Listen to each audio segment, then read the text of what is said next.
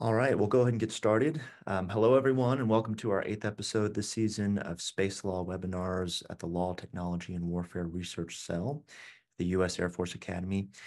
I'm Major Matt Ormsbee, and I'm pleased to bring you another webinar on space law and policy. For our eighth webinar of the season, we're very excited today to welcome Mr. Charles Galbreath. Mr. Galbreath is a retired United States Space Force colonel who previously served as the Deputy Chief Technology and Innovation Officer on the headquarters U.S. Space Force staff. Throughout his military career, he served in a variety of space operations, acquisition, test, and staff positions, and also deployed to Afghanistan as a space liaison to headquarters International Security Assistance Force. Most recently, he joined the Mitchell Institute as a senior fellow for space studies just last year.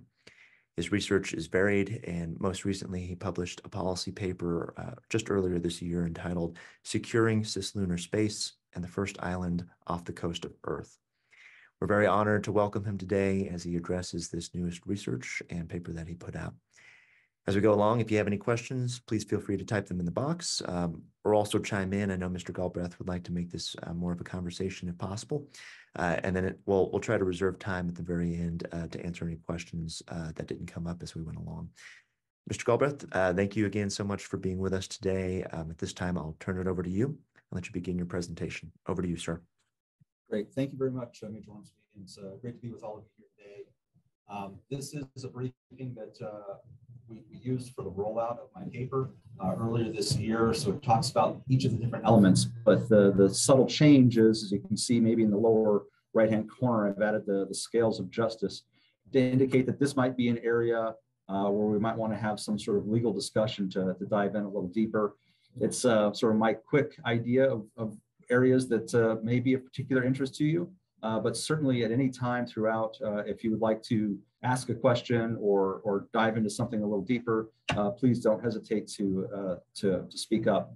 Also, if you think I misplaced a scale of justice or think that another one could have been added, I'm happy to have that discussion as well and learn from you as much as hopefully you learn something from me. So I'm going to stop my screen so I can take a look at the slides as we go through.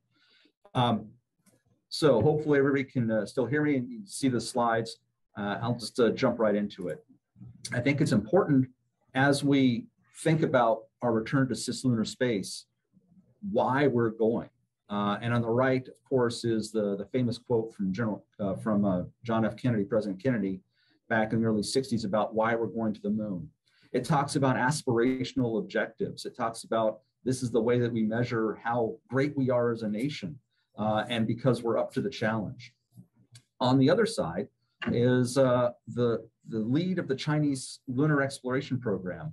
And he put forward what started out as maybe a nice poetic view that the universe is an ocean, the moon is the Daewoo Islands, which are the islands in the first island chain off the coast of China. Mars is the Hongwen Islands, that's part of the second island chain. Okay, and you're thinking, well, maybe, but I'm not real keen on what they've done in the first second island chain, so maybe I should be concerned. But I get the metaphor they're running with here. But then he goes on, if you don't go there now, even if you're able, your descendants are going to blame you. Okay, so now there's this element of guilt and regret associated with it, not aspiration and hope. And then he goes on further, if we don't go there, others will go there, and they'll keep us from achieving this. So now there's this very territorial mindset that we have to get there and we've got to secure our space in it and potentially keep others out because that's what they're going to do to us. So two very different mindsets about why we go to the moon and beyond. I think it's an important context for this entire discussion. Couple that with, as many of you are probably very well aware, there aren't a lot of established rules and norms for how to act in the moon and cislunar space. And so that creates some sort of urgency to establish customary practices that are conducive to transparency, free and open access for all, cooperation, because getting to the moon is very difficult. And there are a lot of challenges once you get there. And establishing a means to extract resources or to achieve scientific data or inquiry on the lunar surface or in cislunar space, those are all challenging. It's going to require cooperation. So those are the two quotes to sort of frame the discussion. Plus, it's a really cool image taken back in 1968 aboard Apollo 8, the first time we circled the moon with a manned mission. So moving on. Bottom line, the premise of my paper was to establish, one, a sense of urgency for why there is this race to the moon and how that is impacted by terrestrial politics, as well as opening up opportunities for scientific, economic, and even national security interests that we might be pursuing in the future. Lay out the concept that China is our primary competitor in this race. And there are clearly two sides here, even though there are nations around the world in this race. There are those that are signed up to the Artemis Accords, and there are those that are aligning more with China. In some cases, there's United Arab Emirates has signed up with both. So that's something interesting to see how that unfolds. But that territorial mindset of China that they've demonstrated time and time again in that first and second island chain and elsewhere around the world, I think is cause for some concern. And if that is a precedent for how they might behave in the moon and beyond, it's certainly a greater level of concern. And so to win, quote unquote, this race to the moon, I believe the military needs to be involved. And it's not as a show of force. It's not as we're going to put weapons to be bodyguards around our assets or anything like that. It's that the military has the underlying mission to secure our interests to, in, and from space, wherever that goes. And so in order to accomplish that mission, they will need a certain set of capabilities like domain awareness, communications, navigation. And then you pause for a second and say, well, those are all the same things that we're going to need to do the scientific and economic activities. Well, since they're going to support both, why not do it once? Why not get the Space Force in at the beginning and establish that so that other entities, civil and commercial, don't have to reestablish them themselves. They can leverage that infrastructure that the Space Force has put in place. And so what are put the little legal icon there, what are the legal ramifications for the Space Force, the Department of Defense, establishing this infrastructure that others then can leverage? Does it create a responsibility or a liability? So that's something to sort of think about. Of course, Congress needs to be actively aware of the importance of cislunar, as well as the role of the military in the race to the moon, and they need to respond accordingly. Not a surprise. Anybody that's looking at national security studies and the current economic and political climate of, we don't have a budget even for FY24 yet. We're still under continuing resolution. The impacts of that, let alone what has now come out for FY25, which is an actual reduction in the Space Force budget, that really does not set up our nation and our allies to succeed well in this race to the moon, because you better believe China is moving forward with their plans, and even Russia, after a long dormancy, has attempted to return back to the moon. So that's just sort of the brief in a nutshell. But before I dive into some more of the political or legal aspects, let's talk a little bit about what cislunar is and why this is so important. So Space Doctrine came out last year, I believe it was, and identified different regimes. Right now, we tend to think of space in a very sort of esoteric way. Space is huge, it's infinite. But from a military operational perspective, we think of low Earth orbit, medium Earth orbit, geosynchronous orbit, and beyond. That's very useful for the types of satellite systems we operate. But what this new doctrine indicates is, yes, there's the geocentric regime, which is really space looking back towards the Earth. Then there's the cislunar regime, where we might have some influence from the Earth, but also are now influenced by the moon's gravity. And so there's a different dynamic associated with activities there.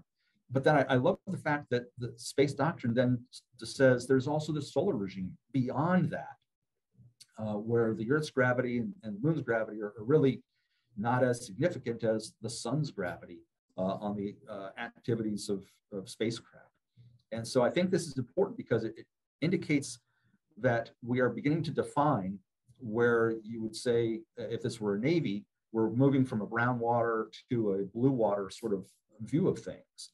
And this opens up a whole set of new types of responsibilities and consequences and ways of thinking that are going to be crucial as we move forward. Similar to, you have a different sort of mindset between a brown water and blue water Navy. So that's really interesting. The moon is that first example for the Space Force. So how do we develop our legal frameworks? How do we develop our concepts of operation, our doctrine, our requirement sets might change over time. And traditionally, space has been very terrestrially focused, and it's all about how can space make a terrestrial warfighter better or improve the life of people here on Earth. As we go out to cislunar and beyond, some of that focus is going to shift to, there are no kidding space interests that must be protected and must be secured and pursued.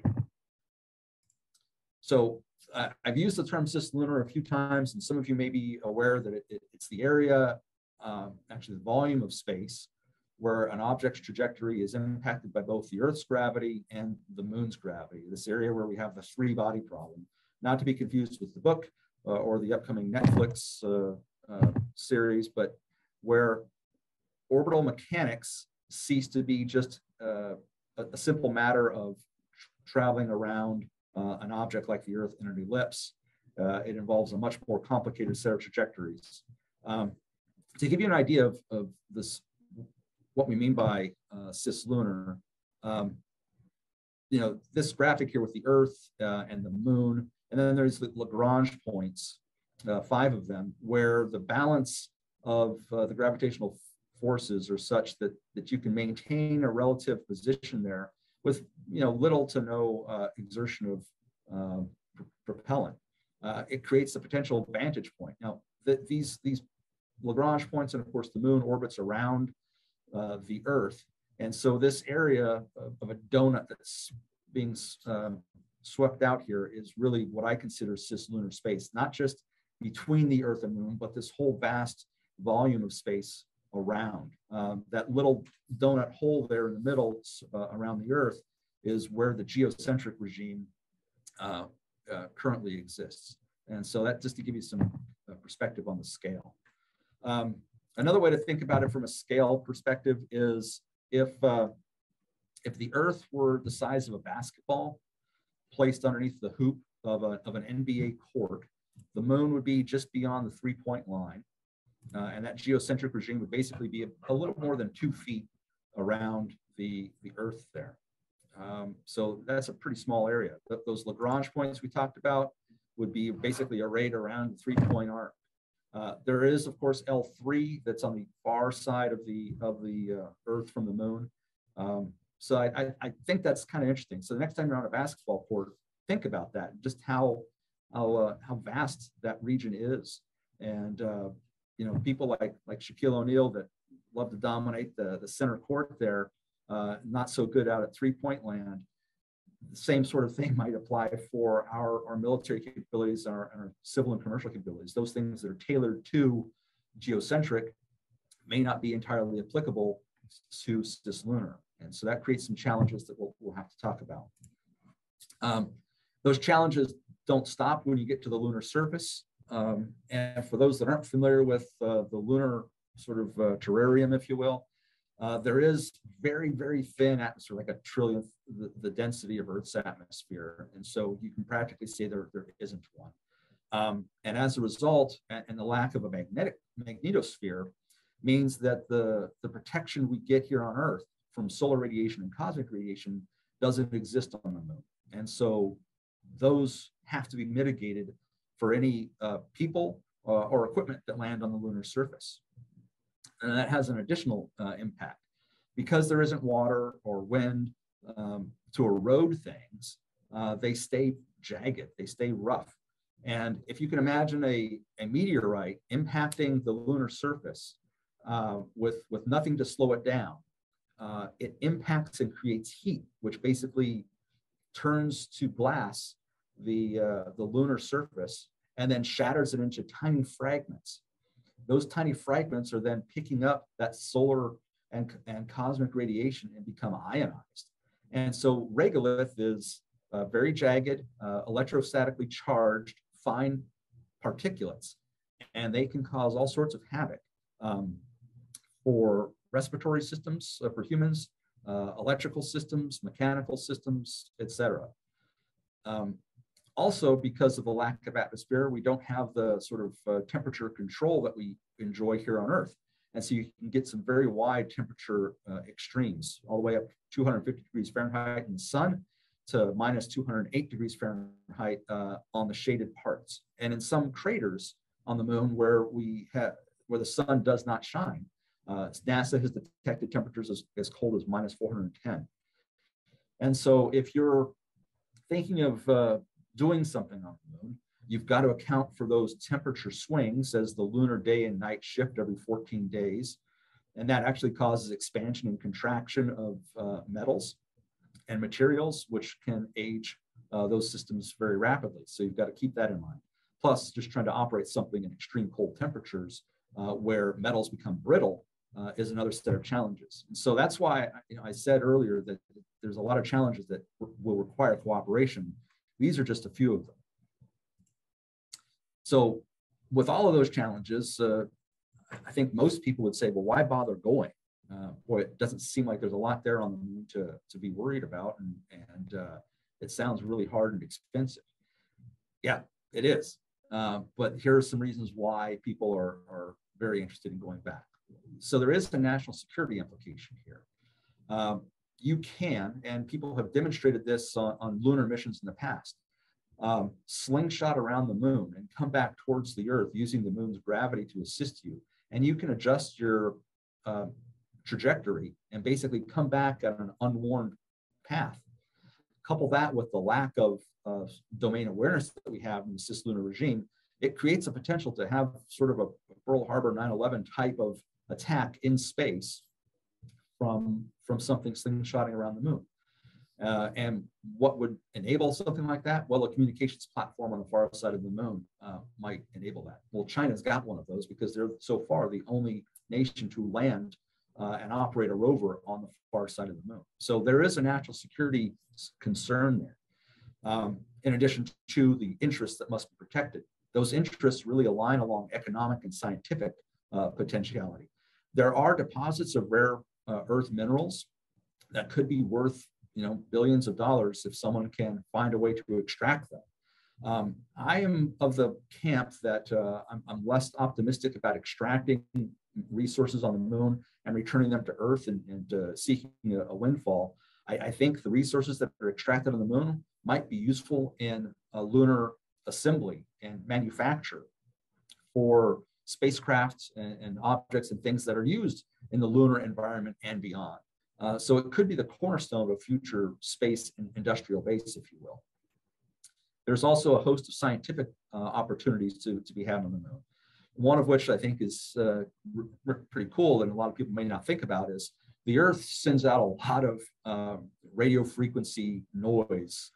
Basically anything in the electromagnetic spectrum that we transmit out goes out into space. The moon is a great block for that noise. And so you could position a radio astronomy station on the far side of the moon because it is tidally locked and the far side of the moon stays the far side of the moon. And be shielded from that noise. And it could enable a whole new set of radio astronomy capability.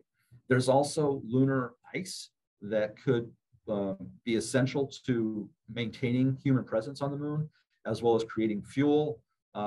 There's helium-3 that could be very useful for nuclear fuel sources as well. So there's a lot that we can extract and use on the moon, and as well as understand the formation of the solar system that could be trapped in the ice, sort of the radiological history of the Earth's creation and the solar system. So there's a lot to be done there. And we can't underestimate the fact that just like in the 60s, when we land humans on the moon, it was a prestige moment for the United States. Other nations are seeking similar prestige moments. They're also looking at the United States and other nations and to China to see how do they succeed? What path do they follow? And does that mean that I need to start aligning my terrestrial activities more towards one side or the other? So it's really important. But I think the bottom line aspect here is humanity is going to go further and further into the solar system and someday beyond. What we do on the moon serves as the precedent, that first opportunity, again, the first island, if you will, off the coast of Earth, as an example of where we go further into space. And so getting it right from the start could be a huge precedent setter for what we do in the future. And I suppose I should have put a legal scale there as well from a establishment of customary practices. I talked about the Artemis Accords. This is a screenshot from back in December. There's actually been, I think, 3 additional nations added to the Artemis Accords since then. And this is a non-binding bilateral agreements between the United States and each of these countries to talk about cooperation, sharing of information, non-interference, preservation of historic and scientifically significant areas.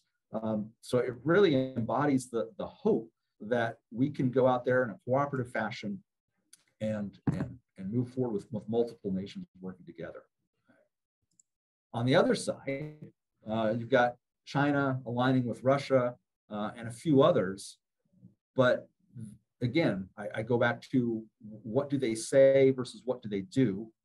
And they have talked about the comparison to the island chains. And so that invites us to understand what they've done there. And I think most of you probably are fully aware of the building of islands, the placement of weapons on those islands, the trying to expand their territorial claims, they're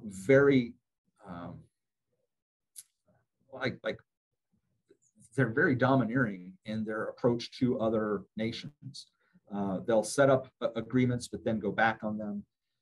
That's not the type of thing we want to see in the moon. And so what can we do to make sure that the lunar practices that we establish are more towards the cooperative side and less towards the totalitarianism side? I throw out here the example of a scientific station that China could establish and say, hey, we need you to not interfere with our delicate scientific equipment, which means we can't have anybody landing within 50 kilometers because you're going to spread regolith or you're going to create vibrations. We're trying to monitor radio frequencies, so you can't communicate in this area as well. And they've basically commandeered a region of the lunar surface for their purposes. So how long will that last? In what manner might that occur? Those are things we need to be exploring. Imagine now, because the resources that I talked about, the rare earth minerals, the lunar ice, they're not infinite and they're not everywhere. They're in distinct pockets. And the south pole of the moon in particular is very interesting. Shackelford crater is one of those that has lunar ice in the crater, but then the peaks around it or in perpetual sunlight. That's a really interesting place to explore. If China got there and said, keep out, that could be a hugely detrimental to scientific as well as future economic ventures on the moon. So let's try to get the right precedents established early. Making the case for the military to be involved here, I think most of you are probably aware that throughout the history of the United States, the military has been used to open up new frontiers, from Lewis and Clark to the interstate highway system, the internet, GPS, on and on. There are examples where military activities paved the way for others to follow. As a space guy, I also love the example of General Schriever, of course, the establishment of ICBMs and ranges that became some of our early launch ranges and launch vehicles. So what can the military do in the cislunar environment to support and facilitate those commercial and civil activities that we expect to be developing there? I've identified 5 here: domain awareness, communications, navigations, maneuvering capability, both on the lunar surface and in cislunar space, as well as power distribution. I'm going to go into a little bit more detail on each of these on some of the S&T efforts, science and technology efforts that are being pursued to advance that. So where do we start? Back in 2022, the White House produced a national cislunar science and technology strategy. This is a great document that identifies why we're going there and what we're going to do as a nation on the moon, why it's so important. I would like to see a document similar to that, but for the Department of Defense. What will the Department of Defense do in support of civil and commercial activities? What won't they do? Where are the right avenues for them to pursue cooperation with the Department of Defense? What are the objectives?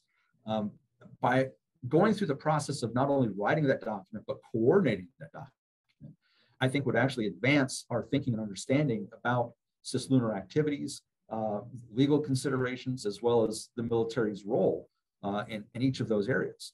So I think let's start with that sort of foundational element of defining what the military's role is there. From there, I think you will develop a cadre of experts. You're going to develop the foundation for new requirements, concepts of operation and doctrine for cislunar. Again, thinking about the shift from brown water to a blue water Navy, there will be new doctrine that will be required probably for cislunar operations. But then we also need to be investing in key technologies to advance some of those areas that I talked about on the previous slide. And so let's dive a little bit more into each one of those. The first is domain awareness. Certainly understanding what's going on to avoid collision. Spaceflight safety is the first part, but then understanding if people are behaving in a responsible way, consistent with the norms that we're establishing or with the desired norms that we want to create, is going to be important. And by having the military provide that sort of situational awareness in the cislunar environment, it not only helps enable civil and commercial activities, but it would also enable the use of diplomatic or other instruments of national power to enforce the norms that we want to see established. It's really the benchmark for what we need to be doing there.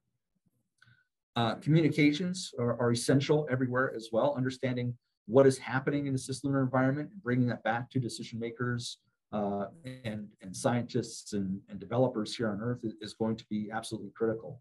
I believe laser communications are going to be an essential part of that communications architecture, just because of the high bandwidth of data that I expect to be coming from the moon in the future. And when we have a permanent human presence on the moon, those folks are going to want to talk back with humans here on Earth. And so an assured link like laser communications, I think, is going to be critical. Position, navigation, and timing. Here on Earth, we enjoy GPS and have for well over 30 years now.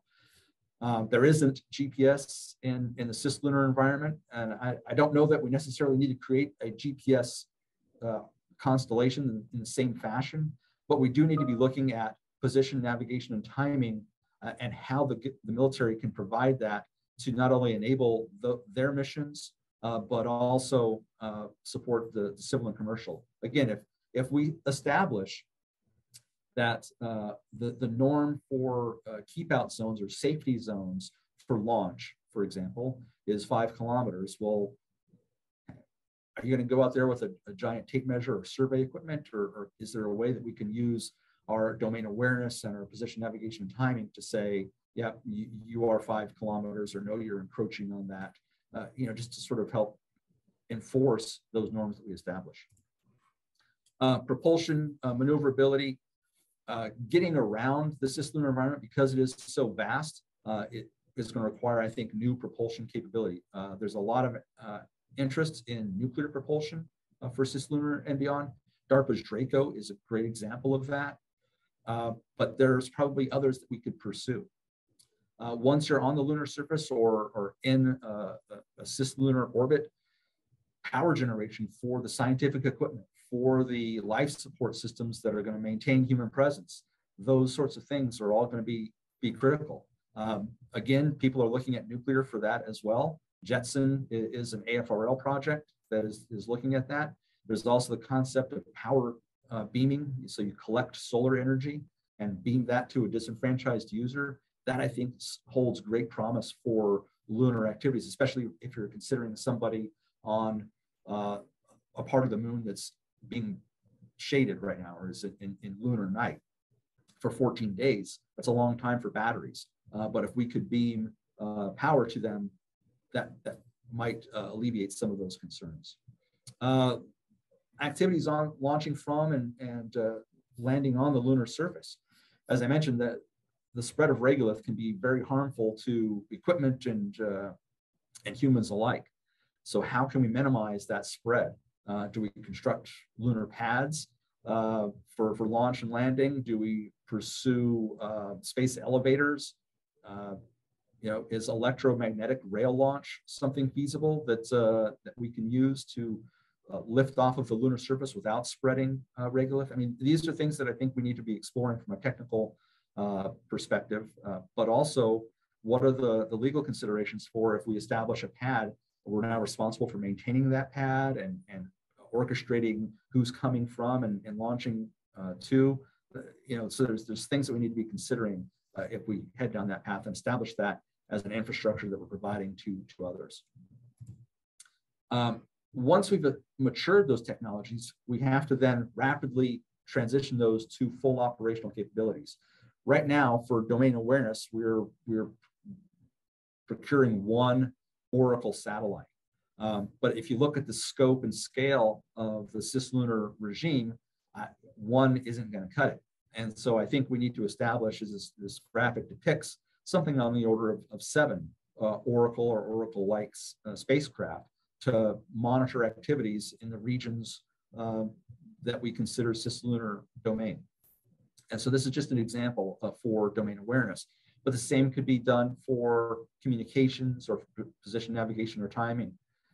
So just I'm encouraging the Department of Defense to think about not just maturing the technologies, but rapidly moving them to an operational status, because the establishment of that solid architecture is really what's going to enable the acceleration of civil and commercial ventures into space.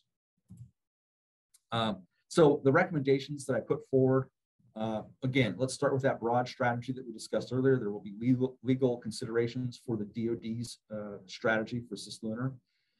Congress has got to recognize this as a new area for the Space Force and for the U.S. Space Command and fund it accordingly. And what I advocate in the paper is for a 5-year span of about $250 million per year, we can really invest in each of those key technology areas, establish the cadre of professionals that will be required to focus on cislunar, as well as transitioning those technologies to operations. I also say that we will need a cadre of about 200 guardians focused on cislunar activities. When you think about it, that's basically an acquisition organization doing R&D efforts of about 50, acquisition organization of about 50 actually fielding those operational capabilities, an ops squadron of, again, roughly 50, and then another 50 either going through some form of training, working on the staffing of packages, or in leadership positions. So 200 kind of goes pretty quickly when you think about it. Other areas that we're recommending, again, that cadre of professionals, developing new doctrine, concepts of operation, doing that research, and then transitioning those capabilities to operations as quickly as possible. So the race to the moon is multifaceted. It's an element of strategic competition with great power like China that's emerging, but it's also an endurance race. So there's a sprint and an endurance aspect, and we've got to be prepared for all of that.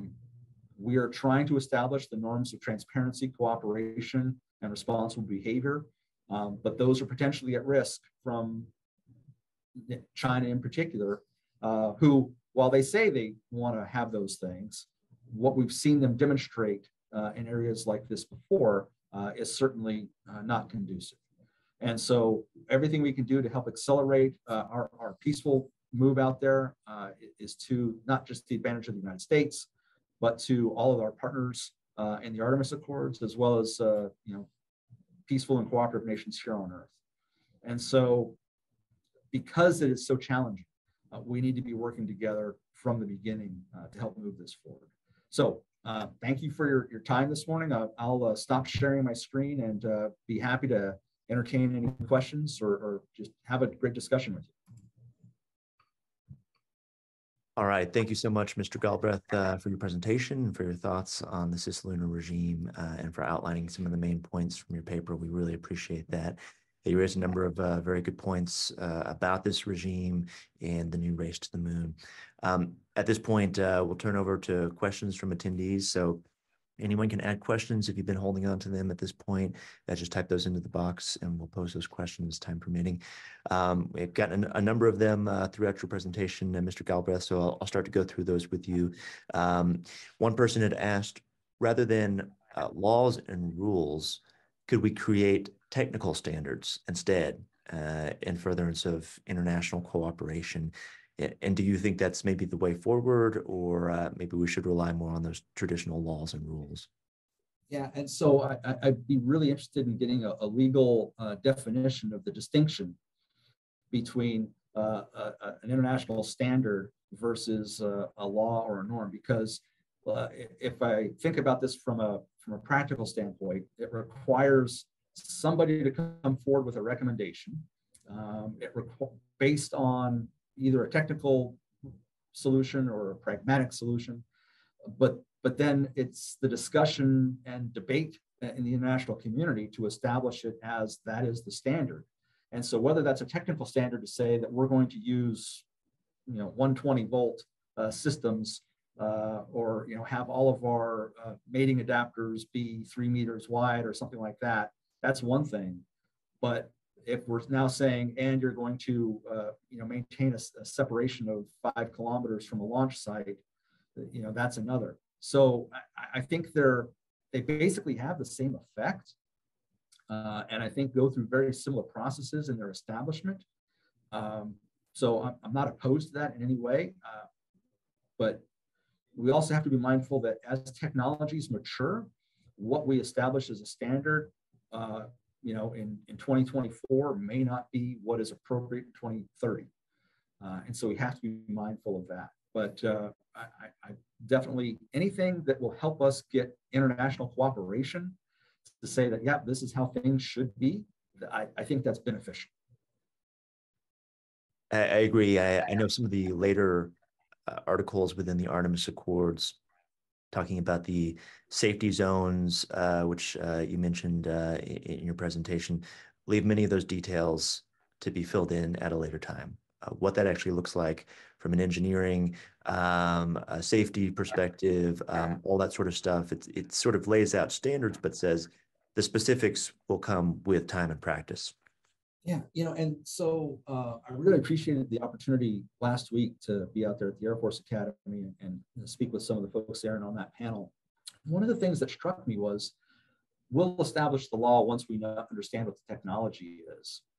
And so there's this chicken and the egg kind of thing going on here where I appreciate and understand that perspective, but are there some basic principles that we can establish initially to say, we're not going to allow people to come within 15 kilometers of the Apollo 11 landing site, for example, right? If we could just agree to that, that's a step in the right direction. Because currently we don't even have that, right? There's nothing that would prevent China from going up there and saying, yeah, I don't like the US flag here at the Apollo 11 landing site. I'm going to take it down and put up a Chinese flag.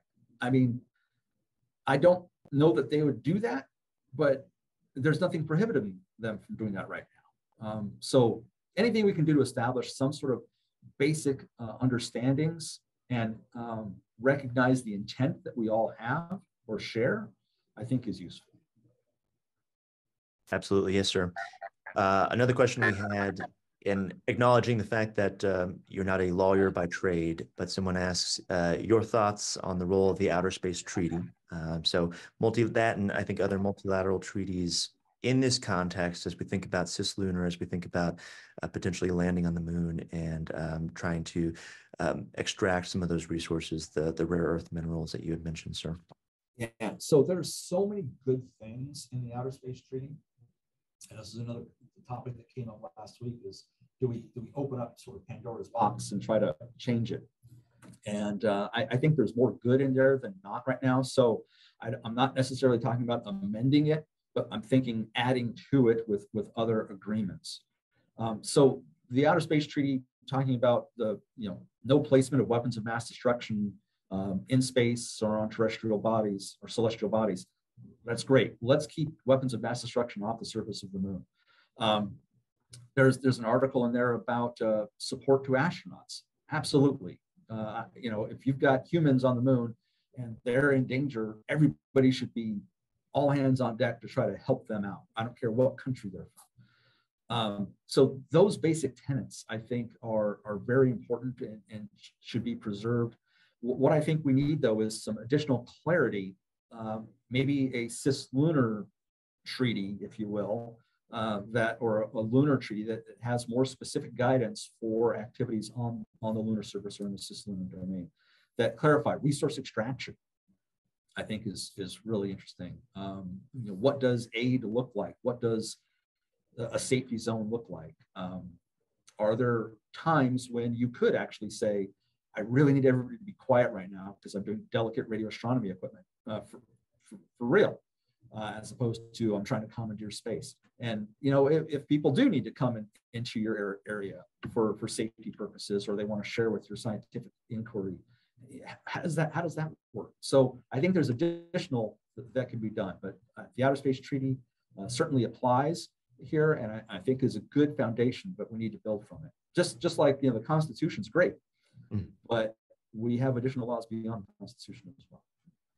What's difficult is many of our attendees are familiar with the Moon Agreement of 1979 that was intended to build upon the OST and certain provisions, in particular, what it would look like to have a fair and equitable regime for extracting resources from the moon.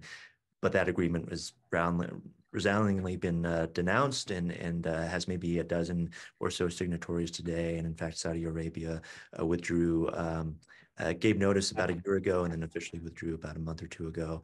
So if anything, it's even losing signatories at this point, which tells me there's a need for this. But on the other hand, it's I don't know, nearly impossible for states to even agree on major topics like this. Yeah. And so the Outer Space Treaty is a great foundation, but we should also be looking at other precedents. That's a legal term, right?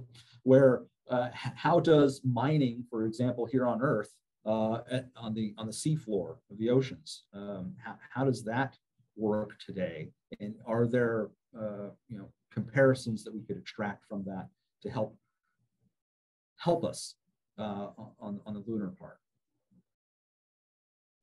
Absolutely. In your recommendations, you had mentioned additive growth for the Space Force and for Space Command. One of our attendees asked, with that in mind, how worried should we be about the Space Force's 2% cut, at least in the fiscal year 25 budget request? I think it dipped from about 30 billion down to like 29.4 billion. Should we be concerned? Because it seems, if anything, it's going in the opposite direction right now.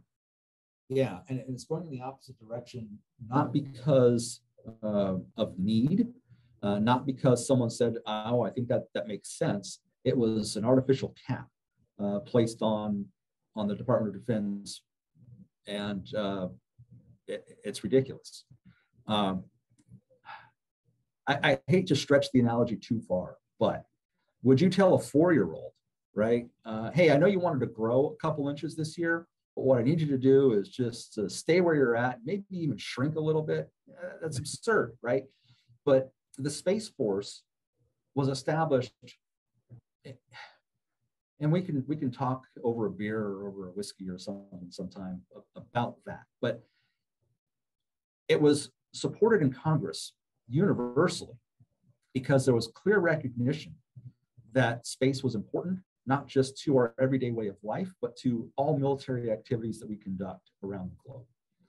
And there was recognition that those space capabilities were now being threatened by countries like Russia and China, and they must be preserved. And we needed a service specifically dedicated on preserving those capabilities so that we can enjoy them for our everyday life and utilize them in military operations anywhere from humanitarian missions and saving people from natural disasters to putting bombs on targets, and everything in between.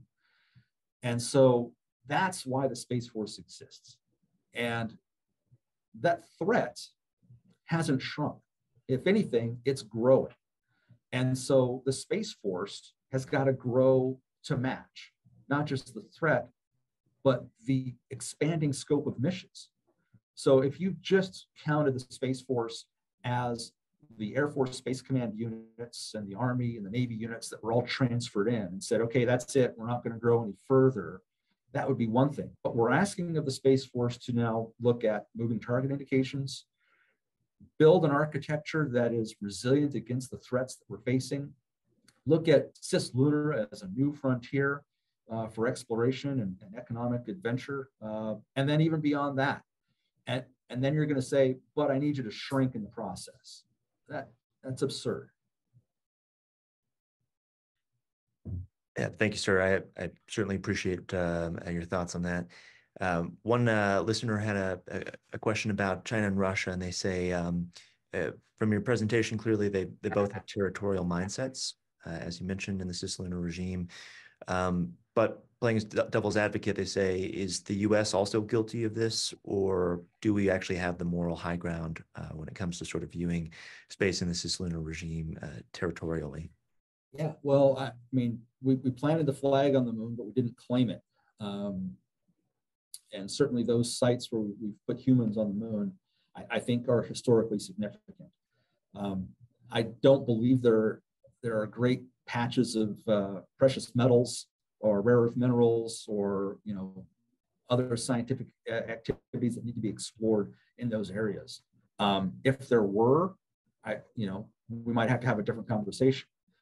I don't believe we are territorial in our mindset, and I go back to I don't remember who it was. It might have been Eisenhower who said, when we landed on the beaches of Normandy, we didn't take territory in France. The only land that we asked for was the 6 feet above the people that we needed to bury there because they died there.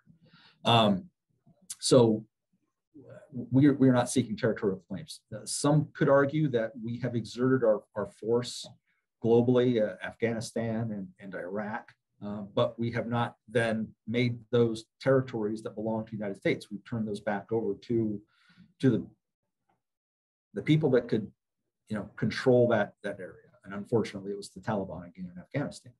But I don't think we have that same sort of territorial mindset. Historically, if you're a Native American, you might have a very different opinion, and rightfully so. But the sins of our past don't necessarily mean that's how we behave today or how we're going to behave in the future. So I don't think so. When you look at what China is doing today in the South China Sea, with island building, with the exertion of territorial claims, not just at sea, but in the air, and the aggressive behavior that they're demonstrating, that's far different than what we're doing here in the United States. Thank you, sir. And unless anyone pops in any other questions, I think the last question we'll have is from one attendee who says, in policy and in law, were we even thinking that much about cislunar 10 years ago, 20 years ago? Or is this a much newer topic that's just now facing policymakers in the last couple of years?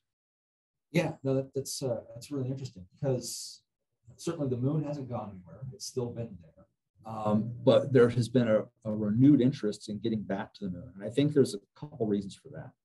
One, space as a marketplace is beginning to open up, not just in low Earth orbit, but further out. And certainly the success of Intuitive Machines, a commercial entity landing on the moon recently, tipping over, but landing on the moon successfully is an indication of that.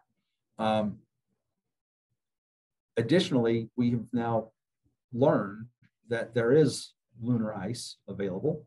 There are rare earth minerals. And so that creates kind of a call, if you will, to say, yeah, there are really good reasons why you should be coming out here. And so the combination of maturing technologies and opening up of the marketplace, as well as the identification of minerals and scientific areas that could be explored, I think really create this nexus of an opportunity, which is why you see the race really heating up right now. Yes, sir. Seeing no other questions, in that case, we can wrap up for the day. I want to sincerely thank Mr. Galbreath for his time, for sharing his research and with us and also answering all of our questions. I want to also thank all of you for your attendance today. We have 2 more exciting speakers lined up this academic year coming up in April and May. So please keep tuning in to our Space Law webinar. Again, Mr. Galbreath, thank you so much for your time, for presenting your policy paper and for being with us today.